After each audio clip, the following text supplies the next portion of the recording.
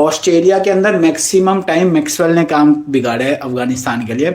और ऑस्ट्रेलिया के लिए अच्छी बात क्या है इस मैच में कि एक तो क्लाउडी मतलब कंडीशन रहेंगी, बैटिंग ट्रैक रहेगा, ज़्यादा स्पिन हो नहीं रही, तो अफगानिस्तान के स्पिनर्स जो उनकी ताकत होती है वो फिलहाल उतने ज़्यादा अफेक्ट करेंगे नहीं।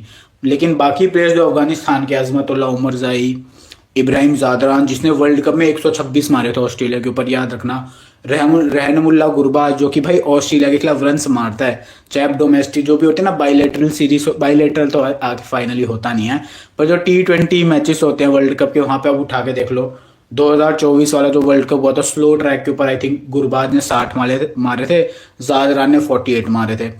तो ये जो दो प्लेयर्स है ना, गुरबाज ज़ादरान, ये परफॉर्म करते हैं ऑस्ट्रेलिया के खिलाफ। ऑस्ट्रेलिया में ये मैक्सवेल परफॉर्म करता है। और अफगानिस्तान में जो एकदम लोअर ऑर्डर में आता है गुलबदीन नाइब, उसका ध्यान रखना, जो एक्टिंग करके याद है बेहोश हो गया था, वो यही मैच था वर्ल्ड कप का ऑस्ट्रेलिया के साथ में, जब रन रेट का थोड़ा इशू आ गया था तो वो थोड़ा सा मैच स्लो करने के चक्कर में हो गया। तो गुलबदीन नाइब भी बॉलिंग से भी कभी कभी परफॉर्म करते थे ऑस्ट्रेलिया के खिलाफ। 2019 में जो वर्ल्ड कप के मैचेस हुए थे वहां पे भी इसने परफॉर्म करा था ऑस्ट्रेलिया के खिलाफ। लेकिन वो टीम ऑस्ट्रेलिया की और अब की टीम एकदम अलग है। पर हम ये अभी साइकोलॉजिकली समझ रहे हैं प्लेयर्स को कि यार, जैसे मैंने आपको कल के मैच में भी बोला था ना, जो अफगानिस्तान इंग्लैंड का था, कि साइकोलॉजिकली प्लेयर्स कैसा सोच रहे होंगे।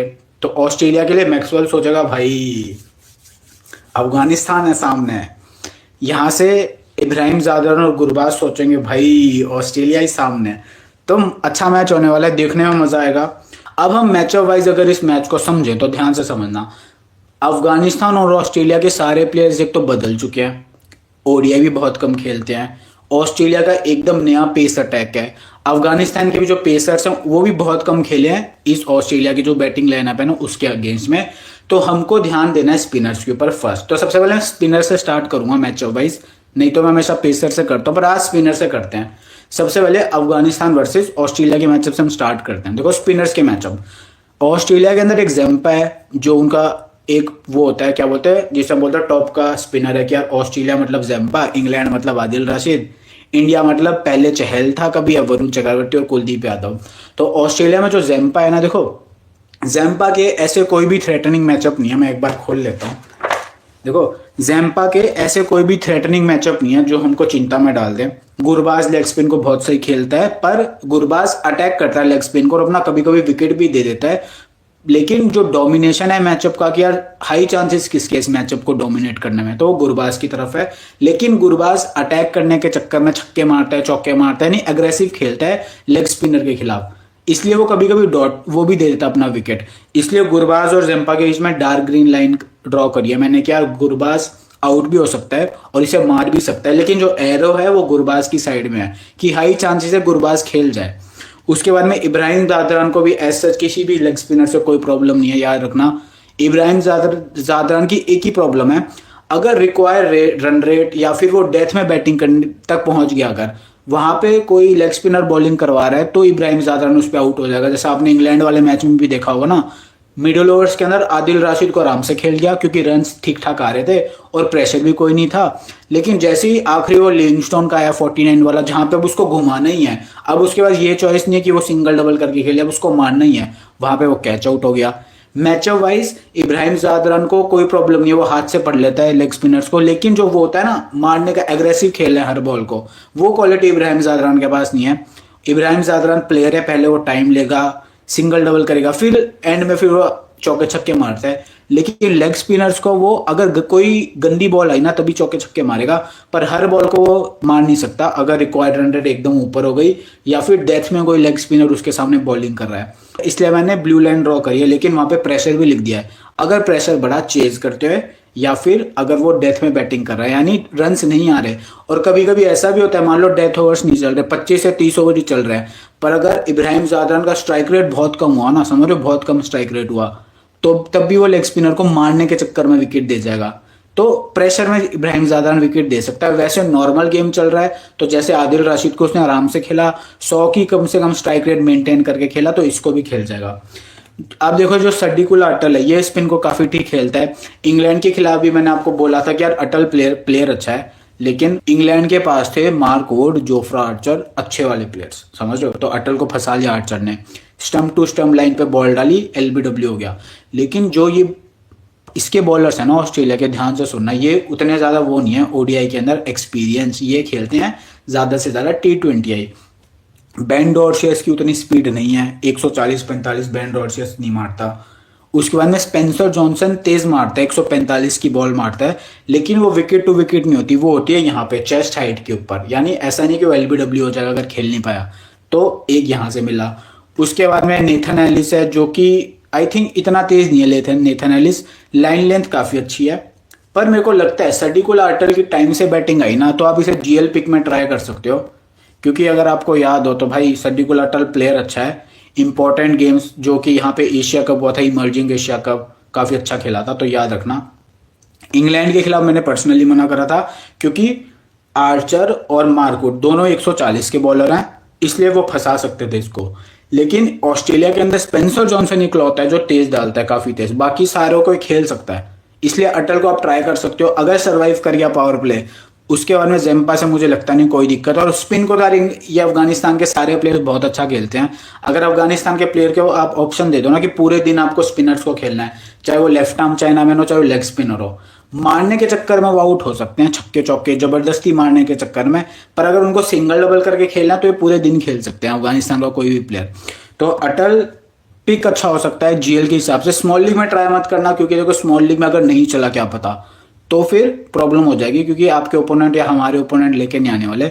तो मेरा पर्सनल सजेशन होगा स्मॉल लीग में मत लेना, रिस्क होगा अगर नहीं चला तो। अगर आप थोड़ा रिस्की खेलते हो तो आप स्मॉल लीग में भी ट्राई कर सकते हो। आप चाहते हो कि मेरे को तो एक तरफा जीतो या फिर एक तरफा हारो, तो वो वाले लोग इसको ट्राई कर सकते हैं स्मॉल लीग में जो ऐसे खेलते हैं। लेकिन जो ग्रैंड लीग खेलता है वो ट्राई करना है इसको, ये मेरे को अच्छा पिक लग रहा है इस मैच के हिसाब से। पर स्मॉल लीग में सेफ खेलने वाले भाई वो मत ट्राई करना। मैं भी खुद भी ट्राई नहीं करने वाला स्मॉल लीग के अंदर, समझ रहे हो। तो जो मैं ऐसा नहीं कि आपसे झूठ बोल दूं कि यार मैं तो करूंगा तो आप भी करना, तो मैं आपको सिचुएशन बता रहा हूँ कि कहाँ पे आप ट्राई कर सकते हो, कहाँ पे मत रिस्क लेना इसको ट्राई करने का, क्योंकि यार आपके ओपोनेंट स्मॉल लीग में नहीं लेके आने वाला है इसको। तो अगर ये फेल हो गया ना और आपने इसको लिया है तो आप फंस जाओगे। अगर आपने इसको नहीं लिया और ये नहीं भी, और ये चल गया, समझो आपने इसे नहीं लिया और ये चल गया, तो आपके ओपोनेंट भी नहीं लाने वाले, तो वहां से कोई पॉइंट का कोई डिफरेंस नहीं आएगा। तो अटल ओवरऑल ठीक पिक लग रहा है, ट्राई कर सकते हो GL के अंदर। रहमत शाह भी अच्छा पिक है, पेस को ठीक खेलता है, स्पिन को भी ठीक खेलता है रहमत शाह। और आई थिंक ऑस्ट्रेलिया के खिलाफ इसने 30 रन भी बनाए थे वर्ल्ड कप के अंदर। रहमत शाह अच्छी पिक है। बैटिंग सेकंड में तो मस्ट पिक है रहमत शाह मेरी तरफ से, चाहे स्मॉल लीग हो चाहे ग्रैंड लीग हो। बैटिंग फर्स्ट में रहमत शाह के साथ कभी कभी प्रॉब्लम्स आ जाती है, ये बैटिंग फर्स्ट में उतना लंबा नहीं खेलता। मैचअप वाइज मुझे कोई दिक्कत कहीं से दिखी नहीं है, पर एक होता है ना कि यार चेज जब कोई बंदा करता है, जैसे विराट कोहली है अलग ही दिखते हैं, वैसे रहमत शाह भी अलग ही दिखता है चेज करते हैं, प्लेयर अच्छा है। और एक बात और बता देता हूँ, अगर इब्राहिम जादन और गुरबाज इन दोनों की लंबी पार्टनरशिप लग गई, जो कि ज्यादातर लग जाती है बैटिंग फर्स्ट करते हैं, तो ये कभी कभी 25-30 ओवर भी खेल जाते हैं दोनों मिलके। उसके बाद में रहमत शाह जब आता है तो उसको फिर अटैक करना पड़ता है ना, तो इसलिए वो इतने लंबे रन उसके बनते नहीं है फर्स्ट इनिंग्स में। सेकंड इनिंग्स में ट्राई कर सकते हो, सेकंड इनिंग्स में अच्छा पिक है। शाहिदी के लिए भी मैं सेम बोलूंगा, मैचअप वाइज मुझे कोई थ्रेट नहीं लगा, सामने सारे ऑस्ट्रेलिया के बॉलर फ्रेश हैं, तो कोई मैचअप अवेलेबल नहीं है। स्पिन के सामने जेम्पा से कोई प्रॉब्लम नहीं है, सिंगल डबल करके लेग स्पिन को निकाल देता है। पर जो ये अफगानी प्लेयर है ना, इनकी मेन प्रॉब्लम ये, देखो गुरबाज के अलावा जो भी अफगानिस्तान का प्लेयर है ना, वो लेग स्पिन को सिंगल डबल करके निकाल सकता है, पर अगर जबरदस्ती अटैक करने का प्रेशर आया कि यार अब तो मारना ही है, यानी डेथ ओवर्स चल रहे हैं, या फिर किसी ने जरूरत से ज्यादा डॉट बॉल खेल रही कि अब तो घुमाना ही पड़ेगा, तो जेम्पा किसी को भी फंसा सकता है गुरबाज के अलावा। सेकेंड इनिंग्स में तो प्रेशर आ जाता है रन्स का, जब हम चेज कर रहे होते हैं, तो सेकेंड इनिंग्स में ये फंस सकते हैं अगर इनकी स्ट्राइक रेट कम हुई या फिर रन्स का प्रेशर कुछ ज्यादा ही आ गया। तो जेम्पा ओवरऑल अगर मैं देखूं कि सिंगल डबल के मामले में, तो भाई जेम्पा कोई मस्ट पिक नहीं है, चाहे बैटिंग फर्स्ट करे ऑस्ट्रेलिया चाहे बैटिंग सेकंड करे। लेकिन अगर डेथ में जेम्पा आ रहा है, क्योंकि जो कि आता है, या फिर ऑस्ट्रेलिया बैटिंग फर्स्ट करते हो 350-350 मार दे, जो कि मार सकती है, क्योंकि स्पिनर से ऑस्ट्रेलिया को कोई दिक्कत नहीं है, जो भी अफगान स्पिनर्स है ना, तो फिर सेकेंड इनिंग्स में इन पे प्रेशर आएगा अफगानिस्तान के ऊपर। स्टार्टिंग में भले ही कितना अच्छा स्टार्ट मिल जाए, लेकिन 350 अगर चेज कर रहे हैं तो लोअर ऑर्डर अगर नहीं रन्स बना पाए तो प्रेशर आएगा, वहां पे जेम्पा विकेट निकाल सकता है। और आपको मैंने बता भी दिया, मैचअप वाइज अफगानिस्तान के किसी प्लेयर को लेग स्पिन से कोई दिक्कत नहीं है, रन्स का जो प्रेशर आता है या फिर डेथ में जो भी प्लेयर बैटिंग करेगा, या जरूरत से ज्यादा किसी ने डॉट बॉल खेल दी, तो फिर वो लेग स्पिन को जबरदस्ती अटैक करने जाएंगे और वहां पे अपना विकेट दे देंगे।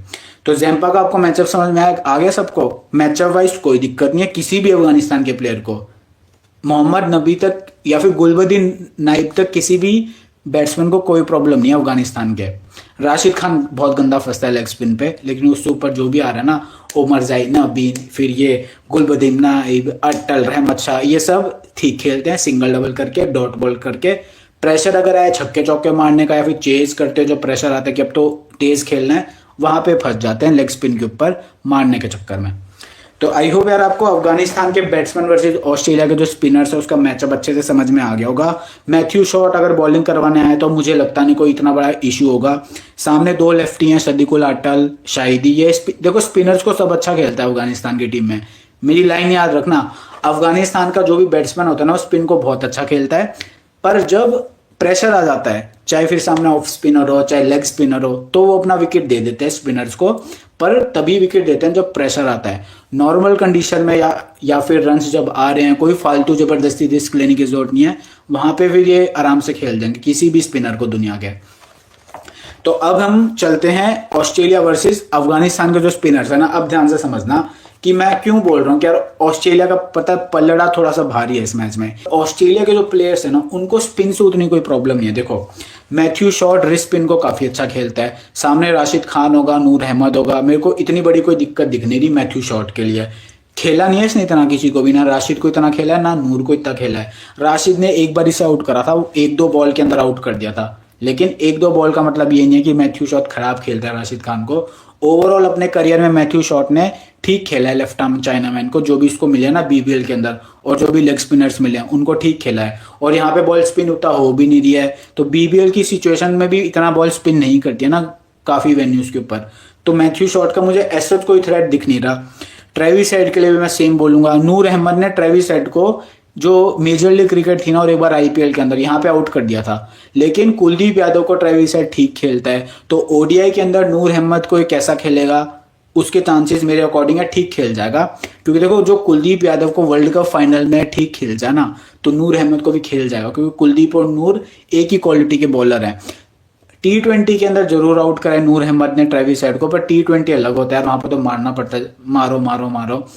ओडीआई के अंदर कुलदीप यादव को तो भाई ठीक खेला है ट्रेविस हेड ने, तो मेरे अकॉर्डिंग ठीक खेल सकता है नूर अहमद को। पर मैंने फिर भी ब्लू लाइन ड्रॉ कर दिया कि यार दो बार लगातार जब आमना सामना हुआ है नूर ने इसको आउट करा है, लेकिन मैंने लेस भी लिख दिया है कि यार डेटा बहुत कम अवेलेबल है, तो कोई पूरा भरोसा मत कर देना कि यार हमेशा इसको आउट कर देगा, ऐसा नहीं है। कुलदीप को ठीक खेला है ट्रेविस हेड ने ओडीआई के अंदर, तो नूर को भी निकाल सकता है। तो आप में से जो लोग नए हो, जो भी ब्लू लाइन होती है, ब्लू लाइन का मतलब कि किसी बॉलर ने किसी बैट्समैन को थोड़ा थोड़ा परेशान करा है, और मैं वहां पे ब्रैकेट में लिख भी देता हूँ कि यार परेशान कब कर सकता है, प्रेशर सिचुएशन में कर सकता है, या फिर डेटा बहुत कम अवेलेबल है तो मैं लेस लिख देता हूँ कि यार डेटा अवेलेबल नहीं है, लेस का, इसका लेस का मतलब ये है। और स्टीवन स्मिथ को किसी भी अफगानी स्पिनर से कोई प्रॉब्लम नहीं है। मार्नस लाबुशेन को भी किसी अफगानी स्पिनर से कोई प्रॉब्लम नहीं है। जॉश इंग्लिश को भी एज सच किसी भी अफगानिस्तान के स्पिनर से कोई प्रॉब्लम नहीं है। रिस्ट स्पिनर को जॉश इंग्लिश काफी अच्छा खेलता है, और राशिद खान तो बीबीएल में भी खेलता था 2021-20 के आसपास, तो उसको ठीक खेला है इसने, जॉश इंग्लिश ने। एलेक्स कैरी को भी एज सच किसी भी अफगानी स्पिनर से कोई प्रॉब्लम नहीं है। लेकिन अगर प्रेशर पड़ गया, यानी रन्स रिक्वायर रेट हाई हो गया, या फिर एलेक्स कैरी डेथ में बैटिंग कर रहा है, उसके सामने अगर ये आता है, क्या नाम है, नूर अहमद, तो मैंने जैसे अफ्रीका वाला जब हमने एनालिसिस करा था ना, अफ्रीका वर्सेस इसका ऑस्ट्रेलिया का, वहां पे भी मैंने बोला था जब एलेक्स कैरी की बैटिंग या तो प्रेशर वाली सिचुएशन में है कि यार अब तो रिक्वायर रन रेट ज्यादा है कि 7, 8, 10 की रन रेट से खेलना है, या फिर डेथ में एलेक्स कैरी की बैटिंग आ रही है, तो लेफ्ट आर्म चाइना में एलेक्स कैरी को फंसा लेते हैं। उसके अलावा अगर नॉर्मल कंडीशन चल रही है, इतना रिक्वायर रन रेट हाई नहीं हुई है, सिंगल डबल करके गेम चलाना है, तो एलेक्स कैरी को कोई दिक्कत नहीं है, चाहे वो नूर अहमद हो, चाहे दुनिया का कोई भी लेफ्ट आर्म चाइनामैन हो, चाहे कुलदीप यादव भी हो।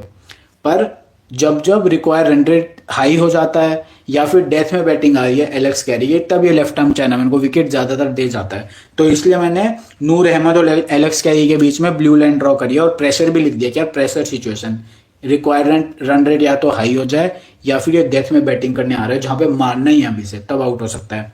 मैक्सवेल भाई बहुत मारता है नूर अहमद को, बहुत मारता है, आपने देखा भी होगा वर्ल्ड कप में, तो बहुत मारता है, तो बहुत मारता है। तो नूर अहमद का हमारे पास थ्रेट क्या क्या निकल के आया है, अगर मैं बोलूँ कि नॉर्मल सिचुएशन चल रही है तो कोई थ्रेट निकल के आया नहीं, पर अगर प्रेशर वाली सिचुएशन चल रही है तो ट्रेविस हेड को इसने आउट करा है, पर वो T20 फॉर्मेट में करा है, लीग्स वाला जो क्रिकेट होती है वहां पे करा है। ओडीआई के अंदर कैसा खेलेगा, अगर मैं कुलदीप यादव से कंपेयर करके देखूं तो कुलदीप को ट्रेविस हेड ने काफी अच्छा खेला है, तो नूर को चांसेस है अच्छा खेलने की, पर मैच जब स्टार्ट होगा तब पता चलेगा। मेरे अकॉर्डिंग खेल जाएगा, मैच वाइज ठीक है। उसके बाद में मैक्सवेल ने काफी मारा नूर अहमद को। एलेक्स कैरी अगर प्रेशर सिचुएशन आ जाती है रिक्वायर्ड रन रेट की, या फिर डेथ में बैटिंग करने आया प्रेस ये एलेक्स कैरी, वहां पे नूर अहमद बॉलिंग कर रहा है तो वहां पे नूर अहमद इसे फंसा सकता है, पर नॉर्मल सिचुएशन में नूर अहमद को भी निकाल देगा। तो नूर अहमद मेरे लिए मस्ट पिक की कैटेगरी में नहीं आता, पहले बता देता हूँ। टेलीग्राम लाइव में मैंने बोला था इंग्लैंड के खिलाफ मैं नूर अहमद को लूंगा, मैंने लिया भी, लेकिन किस्मत के कारण एक दो उसके बोल्ड मिस हुए। बॉलिंग उसने सबसे अच्छी करवाई अफगानिस्तान की साइड से, पर लक के कारण एक आई थिंक उसकी कैच ड्रॉप आई थिंक हो गई थी और एक बोल्ड मिस हो गया था। और जब जो मैचअप वाइज थे जिन भी प्लेयर्स के साथ नूर अहमद का मैचअप था वो पहले ही आउट हो गए सोचो, और जब तक डेथ में बॉलिंग आई तब तक उसके ओवर ही खत्म हो गए, तो बहुत बेकार हुआ नूर अहमद के साथ यार। टीम में लिया था यार, एक विकेट भी नहीं लिया, बेइज्जती करवा दी नूर अहमद ने मेरी। पर इस मैच के अंदर नूर अहमद मेरे लिए मस्ट पिक की कैटेगरी में नहीं आता, मैंने आपको बता दिया है। ओवरऑल ऐसा कोई भी मैचअप नहीं है जो हमको बोल रहा हूँ कि नूर अहमद इसको तो पक्का आउट करेगा, ऐसा कुछ भी नहीं हो रहा। राशिद खान के लिए भी मैं सेम बोलूंगा, ऐसा कोई भी प्लेयर नहीं है जिसको राशिद खान से प्रॉब्लम हो।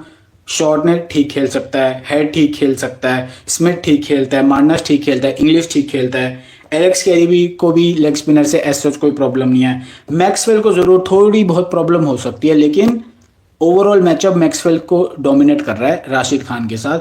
थोड़ी बहुत प्रॉब्लम मान लो डेथ में अगर आ गई इसकी, जैसे मैं आपको बताता हूँ मैक्सवेल ने राशिद खान को बहुत खेला है, पर राशिद खान जब जब वो हुआ है ना कामयाब हुआ है मैक्सवेल को आउट करने में, वो एक पहली बॉल पे आउट कर दिया था। यानी अगर मैक्सवेल ने 12 बार राशिद खान का आमना सामना करा है ना, तो 3 बार ऐसा हुआ है जहां पे पहली बॉल पे राशिद खान ने इसको आउट कर दिया, बाकी की जो 9 पार या 9 इनिंग्स बच गई वहां पे मैक्सवेल ने से ठीक खेला है। तो समझे, अगर राशिद खान इसको स्टार्टिंग की 1-2 बॉल में आउट नहीं कर पाया तो मैक्सवेल खेल जाता है। इसका मतलब ओवरऑल मैक्सवेल ठीक खेलता है, लेकिन यार किसी प्लेयर को, मैक्सवेल जैसे प्लेयर को किसी लेग स्पिनर ने कंट्रोल करके रखा है। मैक्सवेल सारे लेग स्पिनर को अटैक करता है, लेकिन राशिद खान को अटैक नहीं करता, बहुत डिफेंसिवली खेलता है। और राशिद खान भी 3 बार ऐसा हुआ है कि एक बॉल पे इसको आउट कर दिया, तो 3 बार ऐसा हुआ तो ये बड़ी बात है मेरे अकॉर्डिंग। तो इसलिए मैंने मैक्सवेल और राशिद खान के बीच में ब्लू लाइन ड्रॉ करी है, लेकिन ओवरऑल जो एरो है वो मैक्सवेल की तरफ है, यानी मैक्सवेल डोमिनेट करेगा इस मैचअप को, कि अगर इन दोनों का आमना सामना हुआ तो मैक्सवेल निकाल देगा, इसके हाई चांसेस है। लेकिन अगर मैं पास्ट को देखूं कि यार एक बार आउट हुआ, तो उस चक्कर में मैंने ब्लू लाइन ड्रॉ करी है। स्लो खेलता है थोड़ा राशिद खान को, उस चक्कर में मैंने ब्लू लाइन ड्रॉ करी है। तो बस यही है। तो अफगान के स्पिनर्स में ऐसा कुछ भी नहीं मेरे को मिला जो हमको बोल रहा हो कि यार ये तो पक्का आउट होने वाला है स्पिनर के ऊपर, ऐसा कोई बैट्समैन नहीं मिला।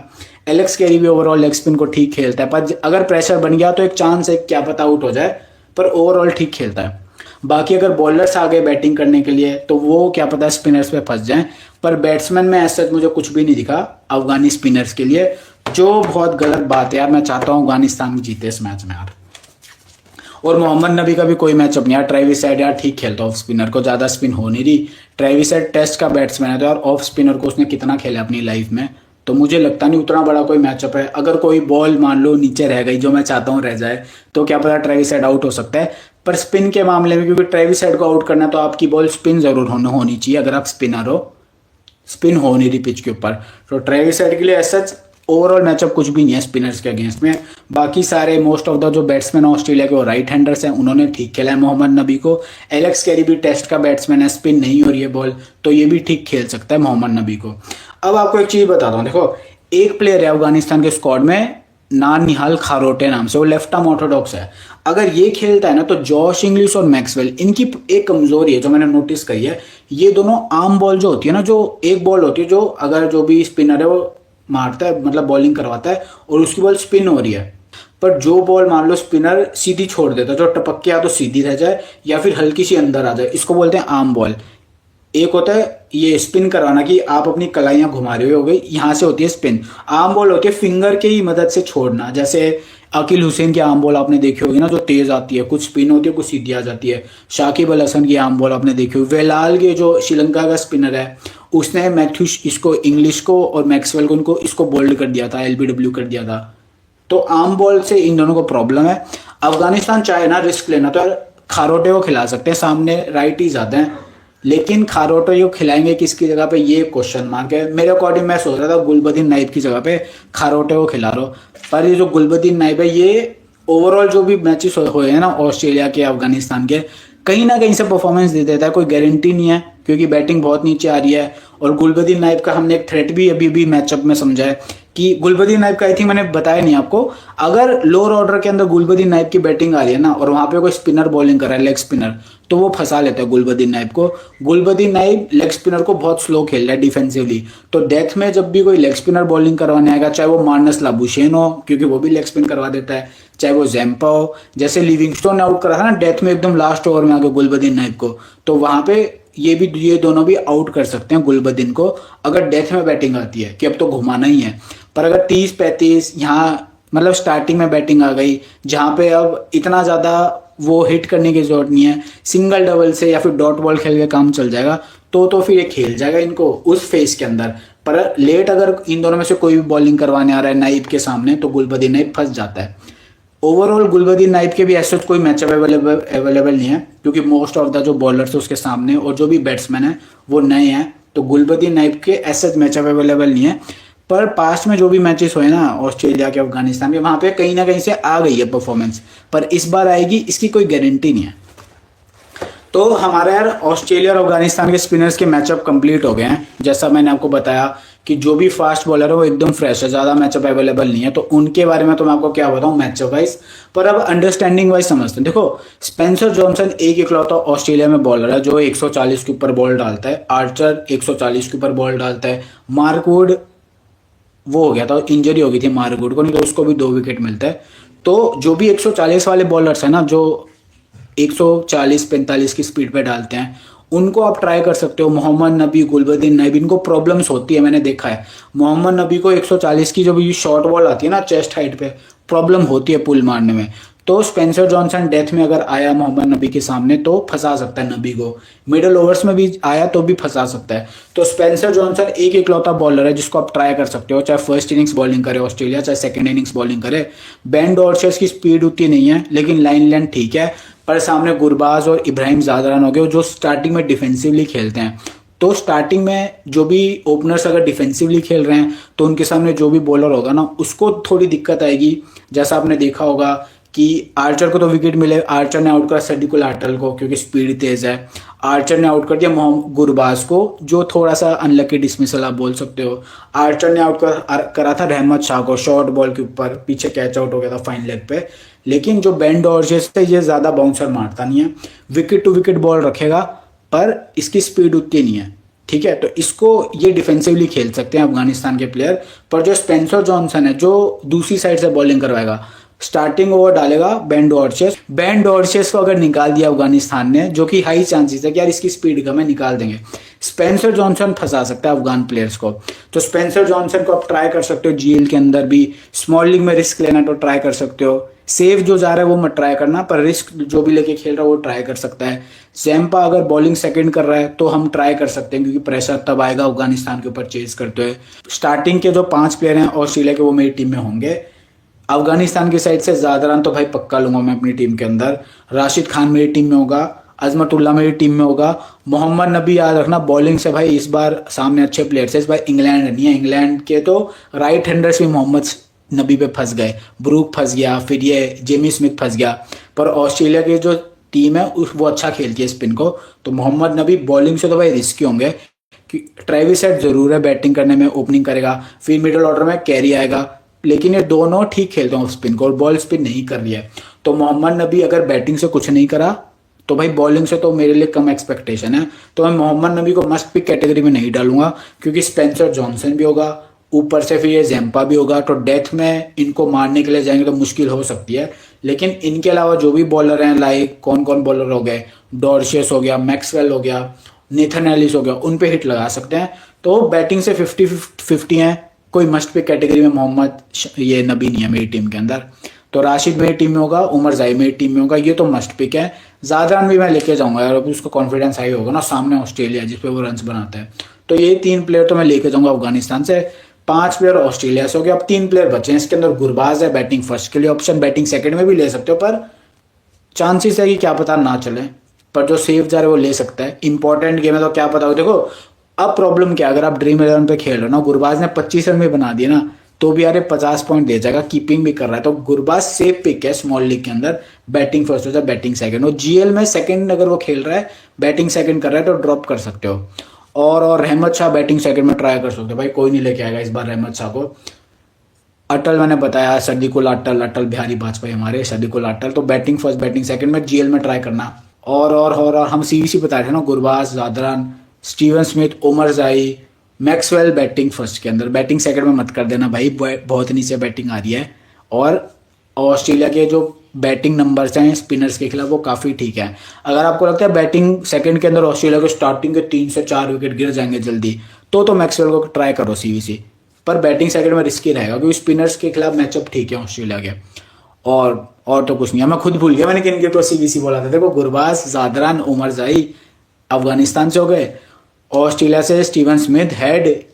स्टीवन स्मिथ को तो कभी भी करो, हेड के साथ रिस्क रहेगा, उमर जाई स्विंग करवाता है, लेकिन उसको निकालेगा तो हेड भी बहुत मारेगा। और मैक्सवेल बैटिंग फर्स्ट के अंदर। जॉश इंग्लिश एक डिफरेंशियल सीवीसी आप ट्राई कर सकते हो, चाहे बैटिंग फर्स्ट हो चाहे बैटिंग सेकंड हो, स्पेशली बैटिंग सेकंड के अंदर करना। बैटिंग फर्स्ट में ये रिस्क होता है, अगर ऑस्ट्रेलिया के टॉप 4 बैट्समैन लाबुशेन, स्मिथ या फिर हेड, शॉट, इनकी पार्टनरशिप लग गई, तो क्या पता मैक्सवेल प्रमोट हो जाए जॉश इंग्लिश के ऊपर। ये भी हो सकता है, अगर स्टीवन स्मिथ मान लो 30 ओवर तक खेल गया, हेड और स्टीवन स्मिथ की पार्टनरशिप 30-35 ओवर तक लग गई, तो हो सकता है लाबुशेन की जगह पे इंग्लिश प्रमोट हो जाए। तो आप इंग्लिश ट्राई कर सकते हो सीवीसी एज अ, क्योंकि स्पिनर्स के खिलाफ उसके नंबर्स काफ़ी अच्छे हैं, तो इंग्लिश आप ट्राई कर सकते हो। और देखो और तो कोई मैच इतने अच्छे सीवीसी है नहीं, थोड़े रिस्की सीवीसी ट्राई करना है तो सदीकुल अटल को बैटिंग फर्स्ट में ट्राई कर सकते हो, वो पर बहुत रिस्की होगा। सामने स्पेंसर जॉनसन होगा, ऑस्ट्रेलिया के लिए डू और डाई मैच होगा, तो वो पूरी जान लगाएंगे। और नया है यार ये सदीकुल अटल, तो ऑस्ट्रेलिया वाले छेड़ते हैं, मतलब बैटिंग कर रहा होता है ना कोई भी प्लेयर, हमको सुनाई नहीं देता उसके ऊपर माइक्रोफोन से, जो भी कैमरा होता है ना स्टंप माइक पर, ऑस्ट्रेलिया वाले छेड़ते हैं। तो चैलेंजिंग होगा अटल के लिए, पर प्लेयर अच्छा है। तो आप सब में से जिसने भी देखा है तो लाइक ज़रूर कर देना। मैं ज़्यादा बोलता नहीं हूँ लाइक के बारे में, पर जब भी किसी का लाइक आता है, जब भी मैं अपनी वीडियो खोलता हूँ वहाँ पे लाइक्स होते हैं, तो एक अंदर से स्पार्क आता है कि नहीं फिर से वीडियो बनाते हैं ना, थोड़ा अच्छा लगता है कि हाँ यार ठीक, कुछ ठीक करा है।